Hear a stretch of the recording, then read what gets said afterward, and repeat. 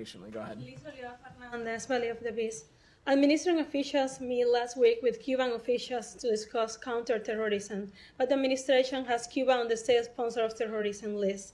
Why is Cuba on the state sponsor of terrorism list if you are trying to work with them to fight against terrorism? So these security dialogues with Cuba, my understanding is that they are very standard and they happen at regular intervals and regular cadence. There's obviously, given the maritime boundary, important pieces of coordination that need to take place with Cuba, but these are dialogues that happen regularly at regular intervals, and we continue to not have a change in policy as it relates to Cuba's place on the designation list. What evidence is there that Cuba sponsored terrorism?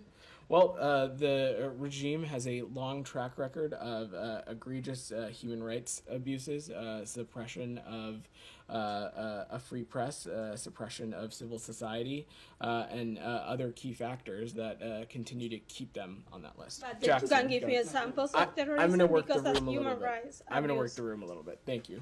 Hi, yes. Just to follow up on the U.S.-Cuba counterterrorism dialogues from last week. Yeah. Based off your previous response, I was wondering if you're saying that any government that commits any rights abuses deserves to be on this list?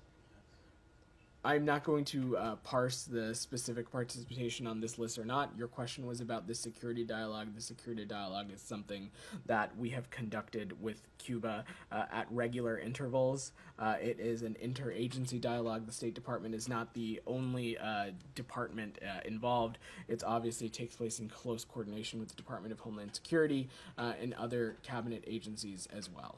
So. Yeah, but is it not a contradiction to be discussing counterterrorism with a country that's currently designated a state sponsor of terrorism? As I said, these are talks that happen regularly at regular intervals, that there is obviously a nexus for this dialogue to take place between the United States and Cuba, given the maritime boundary and the waters that we share, and so that's what this is about.